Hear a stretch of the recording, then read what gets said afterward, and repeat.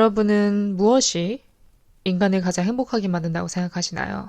하버드 대학 연구팀은 무엇이 인간을 가장 행복하게 만드는가에 대해 80년 동안 연구를 했다 합니다. 그 연구 결과 행복은 돈, 성공, 명예가 아닌 인간관계에 있다는 결과가 나왔습니다. 가족과 친구 등 공동체와 긴밀한 사람일수록 행복을 더 많이 느꼈다는 거죠. 그만큼 우리가 살아가는 데 있어서 인간관계는 중요합니다. 중요하다고 몇 번을 강조해도 모자라죠. 그럼 이 인간관계를 해치는 가장 큰 원인은 무엇일까요? 바로 말입니다. 말이 인간관계를 좌지우지한다고 해도 무방할 정도로 아주 핵심적인 부분이죠. 말에 관한 속담도 꽤 많잖아요. 가는 말이 고와야 오는 말이 곱다. 발 없는 말이 천리 간다. 침묵은 금이다. 또 제가 최근에 새롭게 배운 속담이 하나 있는데 입 찬 말은 무덤 앞에 가서 하라. 혹시 들어본 적 있으신가요? 여기서 입 찬 말이란 입으로 찬양하거나 칭찬하는 말을 말합니다. 한마디로 자신을 자랑하고 장담하는 말은 죽고 나서 하라는 뜻입니다. 저번 주 주제와 일맥상통하네요. 그쵸? 자기 자랑에 관해서는 제가 저번 주에 에피소드로 한번 다뤘기 때문에 혹시 안 들어보신 분들은 들어보셨으면 좋겠고요. 어쨌든 이 말이란 가족, 친구, 동료, 부부 등 맺고 끊는 모든 인간관계의 키라고 할 수 있습니다. 말 때문에 상처받고 상처 주고 감동과 희망을 주기도 합니다. 하지만 모든 사람들이 나와 맞는 대화 스타일을 가지고 있진 않죠. 그랬으면 좋겠지만 말투, 억양, 특정 단어 사용 등등 각자 개개인마다 말하는 스타일이 다 다르죠. 또 보통 우리가 어떤 사람을 처음 만날 때 외적인 부분 외에 상대방을 파악할 수 있는 요소가 바로 대화죠. 말을 해봐야 알잖아요. 그쵸? 그래서 이런저런 말을 주고받으면서 상대방의 대화 스타일이 나와 맞냐 아니냐에 따라 앞으로 계속 보고 싶은 사람, 그만 보고 싶은 사람 이렇게 갈리죠. 저도 살아가면서 거쳐온 수많은 인간관계 속에서 말투, 이 대화 스타일이 맞지 않아서 멀리하고 싶은 사람이 몇 명 있었습니다. 일단 이 인간관계라는 게 대화 없이는 이어갈 수가 없는 건데 또 말이 통해야 대화를 이어가잖아요. 근데 이 사람이랑은 별로 얘기하고 싶지 않다. 별로 깊게 들어가고 싶지 않다. 별로 내 얘기를 하고 싶지도 않고 이 사람의 이런 특정 말투가 상대방을 너무 불쾌하게 한다. 등등 듣는 사람으로 하여금 기분 안 좋게 만든다면 그 관계는 지속되기 어렵죠.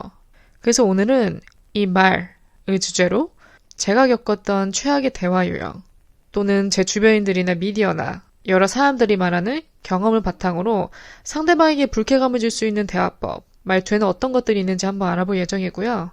그와 더불어 매력적인 대화 스타일, 계속 대화하고 싶게 만드는 요소, 호감을 주는 대화 유형에는 어떤 것들이 있는지, 이 듣는 사람이 갖춰야 할 자세, 또 말하는 사람이 갖춰야 할 자세 등 이 인간관계를 원활하게 유지하는 대화의 키에 대해서 한번 알아보도록 하겠습니다. 들으시면서 내 주변에 이런 사람이 있는지 아니면 있었는지 본인의 경험을 체크하는 것도 좋지만 혹시 본인이 여기에 해당되지 않는지도 한번 체크해보면 좋을 것 같아요. 왜냐면 중요한 건 자기 객관하니까. 그럼 바로 시작해보겠습니다. 그럼 피하고 싶은 대화 유형 탑5 중에서 첫 번째는 무안 주는 사람입니다. 저는 사람을 무안하게 하는 행위, 말투가 가장 무례하다고 생각해요.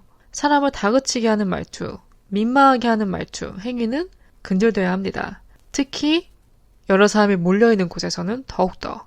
몇 가지 일상적인 예를 들어볼게요. 여러분이 미국에 사는 친구의 집에 놀러 갔어요. 한국인인데 이제 미국에 산 지 오래된 친구입니다. 가족도 거기에 다 있고. 저 놀러 갔는데 이제 처음 놀러 갔으니까 집 구경을 시켜주겠죠. 그래서 여기저기 구경을 하다가 이제 부엌으로 자리를 옮겼어요. 아무래도 궁금하죠. 미국인들은 뭘 먹고 사는지. 그래서 여러분들이 냉장고 한번 구경시켜달라. 그래서 그 친구가 흔쾌히 이제 공개를 했습니다. 냉장고를.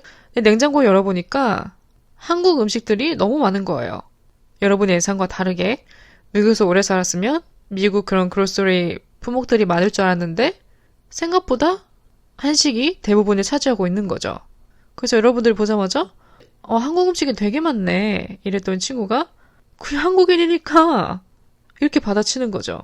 한국인이 한국 음식 먹고 살지 뭘 먹고 살아 이렇게 받아치는 거예요. 이런 말을 들으면 솔직히 순간 얼굴이 화끈할 수 있죠. 그 물어본 사람의 의도는 질문 반, 독백 반이잖아요. 진짜 한국인인 거 몰라서 물어본 게 아니라 미국에 오래 산 사람 치고는 냉장고에 한국 음식이 더 많으니까 어떻게 보면 좀 놀라움을 표현한 거기도 하죠. 근데 그걸 그런 식으로 받아치면은 살짝 민망합니다. 그걸 몰라서 물어본 것도 아닌데. 이런 케이스는 충분히 부드럽게 받아칠 수 있죠. 예를 들면 나도 어쩔 수 없는 한국인이라 한국 음식 그러질 때가 많더라고.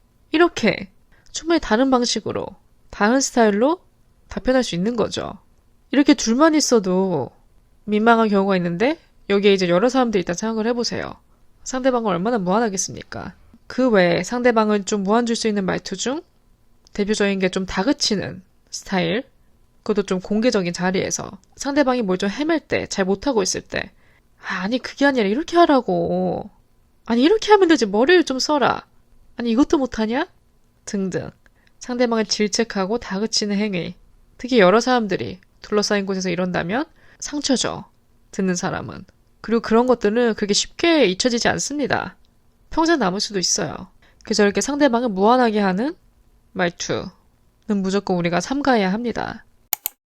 두 번째는 말끝마다 부정적인 말투. 은근히 우리 주변에서 심심치 않게 찾아볼 수 있는 유형입니다. 꽤 많을 수도 있고요. 아니 그게 아니라 아니 내 말은 이렇게 아니로 시작하는 사람들. 이 아니라는 말이 참 습관이 되기 쉬워요. 저도 무의식적으로 쓰고 있는 제 모습을 발견할 때가 종종 있습니다. 어쨌든 아니라는 말은 부정이잖아요. 근데 이 아니라는 말부터 시작하고 말하는 건 애초에 그런 부정적인 뉘앙스를 깔고 가는 거죠. 그래서 듣는 사람 입장에서는 그게 탐탁치 않을 수 있습니다. 예를 들어 상대방이 주말 동안 뭐 등산에 갔다 온 얘기를 이제 여러분들이 해요. 월요일 날. 그래서 그걸 들은 여러분들이 일정이 되게 빡셌네요. 피곤하셨겠다. 이렇게 나름 공감원의 한마디를 건넸는데 그 상대방은 아니 피곤한 정도가 아니야 이건. 고단한 거지. 이렇게 해서 되게 속상하셨겠어요. 아니 그건 속상한 정도가 아니라 상처지. 등등 이 상대방의 그 리액션 그것을 그냥 그대로 받아주지 않고 거기에 한 번 더 부정을 입히는 거예요. 듣기 좋지 않을 뿐더러 무언가 불쾌합니다. 그냥 한번 이렇게 인정하고 들어가면 안 되나? 이런 생각이 들죠. 부정의 예시는 이것 말도 너무 많겠지만 일단 우리가 습관적으로 쓰는 이 아니, 부정부터 시작하는 이런 말투, 이런 부분은 우리가 확실히 캐치를 해서 고쳐낼 필요가 있죠. 세 번째는 나오는 주제마다 아는 척, 다 겪어본 척, 지식이 많은 척, 언급되는 주제마다 죄다 가르치려 드는 그런 유형들. 나는 이미 그쪽을 겪을 대로 겪어봐서 도가 텄다. 이런 뉘앙스를 풍기면서 내가 지금 이 자리에선, 이 대화 속에선 제일 박식하다. 제일 아는 것이 많다. 내 밑으로 다 조용히 해. 이런 마인드. 이런 뉘앙스를 풍기는 사람 한번 겪어본 적 있으신가요? 대화를 하면서 나오는 주제마다 아 그거? 나는 훨씬 전에 해봤지.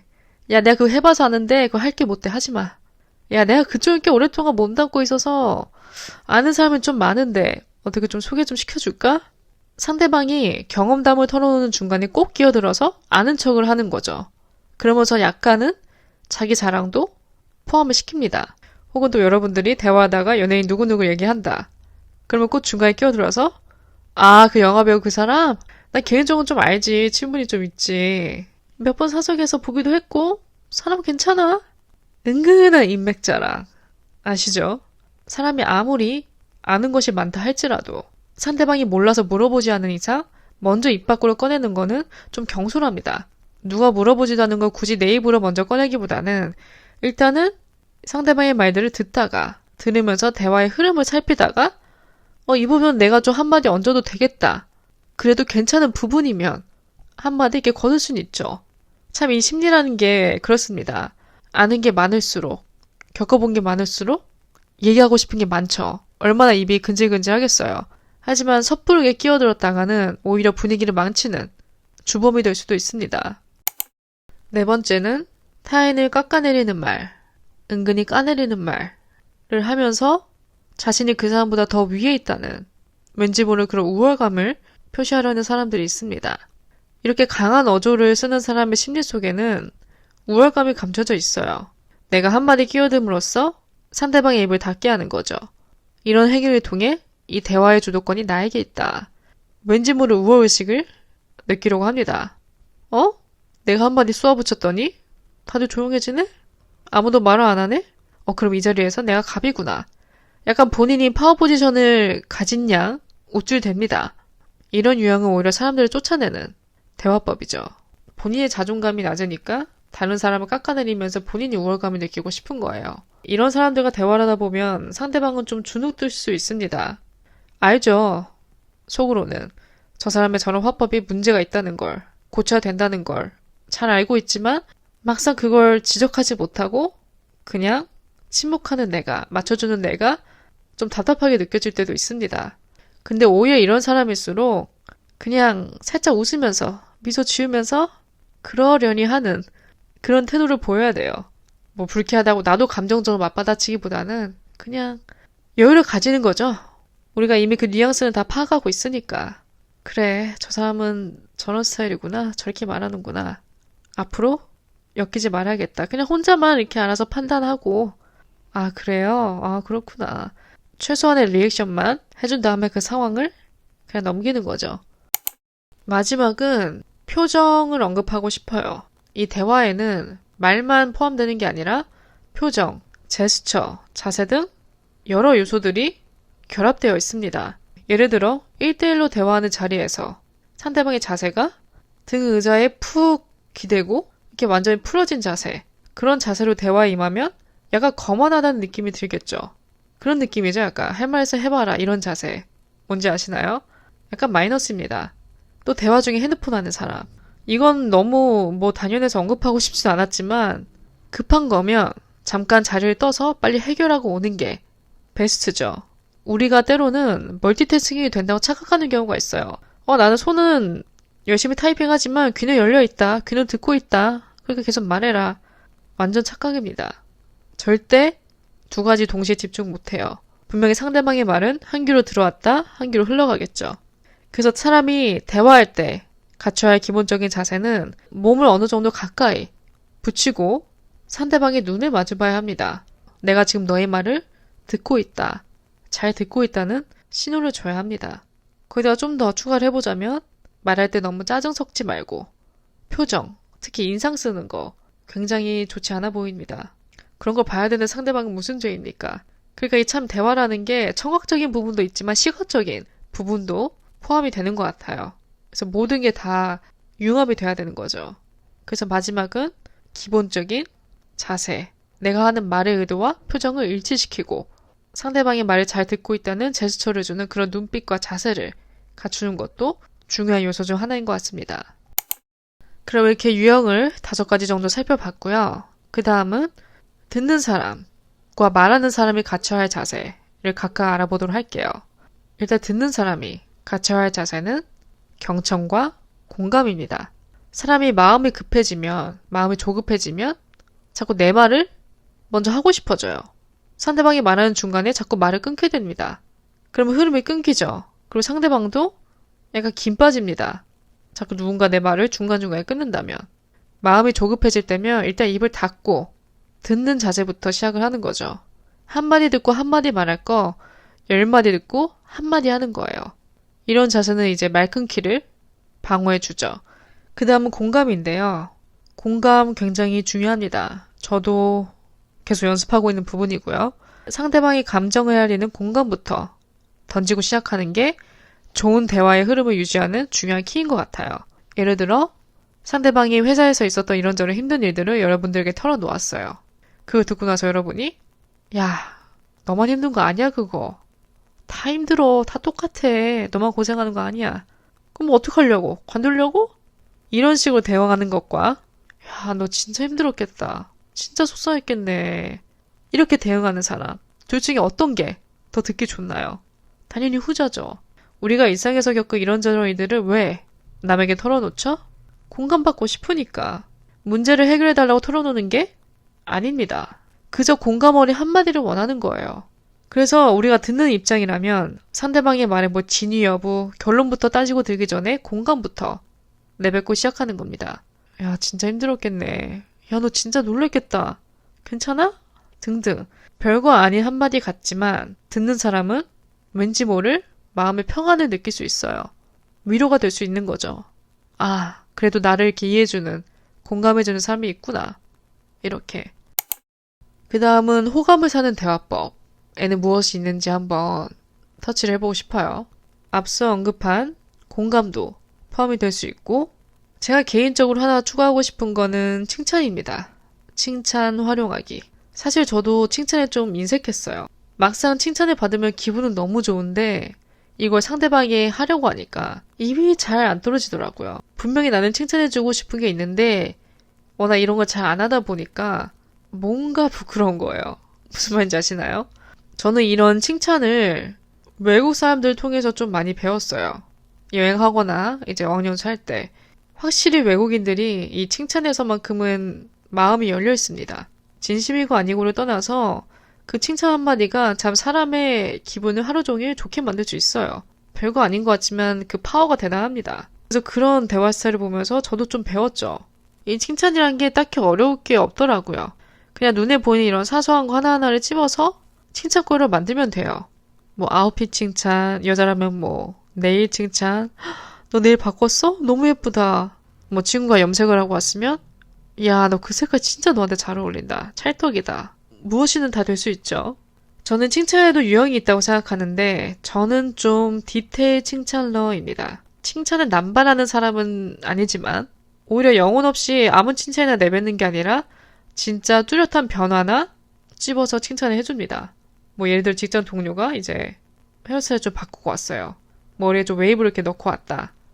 이러면 오늘 머리컬 너무 예쁜데요? 너무 잘 어울린다. 길이도 적당하고. 펌 하고 오신 거예요? 미용실 가서? 이렇게. 그냥 머리 바꿨네? 머리 예쁘다? 이 정도에서 끝나는 게 아니라 좀 더 이렇게 디테일을 파고드는 거죠. 그냥 이거는 저의 스타일이긴 합니다. 그래도 저는 좀 구체적으로 칭찬을 해주고 싶거든요. 피상적으로 하고 싶지가 않아요. 그래서 이렇게 작은 요소 하나하나를 픽해서 칭찬거리를 만들면 듣는 사람도 기분 좋고 말하는 나도 뿌듯하고 키는 그거죠. 가식적인 칭찬. 가식적인 칭찬은 독입니다. 이건 피해야 돼요. 억지로 짜내는 칭찬. 억지로 닮을고 찾아서 연예인 누구누구 닮았다. 누구누구 닮았다. 이렇게 쥐어 짜내서 했는데 막상 던지고 나니까 분위기 가뿐싸되고 이런 경우는 피해야겠죠. 그 다음 원활한 대화를 위한 키. 호감을 찾는 대화법 중 하나는 우리가 좀 유념해야 될 부분이 있어요. 모든 말은 전달 방식에 따라 달렸습니다. 어떻게 전달하냐에 따라 다르게 들립니다. 같은 말도 충분히 듣기 좋게 할 수 있다는 거죠. 내가 만약에 누구에게 조언을 해줘야 되는 입장에 섰을 때 아, 너 이렇게 해. 내가 그렇게 해봤는데 이게 답이야. 이렇게 해라. 이렇게 단도직입적으로 내 조언을 좀 강요하기보다는 아, 내 생각에는 이렇게 하는 게 좋을 것 같아. 내가 보기에는 이 길로 가는 게 맞는 것 같아. 이렇게 좀 내 경험을 빗댄 조언을 제시하는 거예요. 아, 나는 그럴 때 이렇게 했었는데 꽤 효과가 있더라고. 물론 이게 답이 될 수는 없겠지만 그래도 너도 이렇게 한번 해보는 게 어때? 혹시 모르잖아. 이렇게 좀 긍정을 포함한 둘러 말하는 기술. 그래서 내 생각에는, 내가 보기에는 이렇게 내 경험을 빗댄 대화 스타일이 훨씬 더 부드럽게 들리는 효과를 줄 수 있겠죠.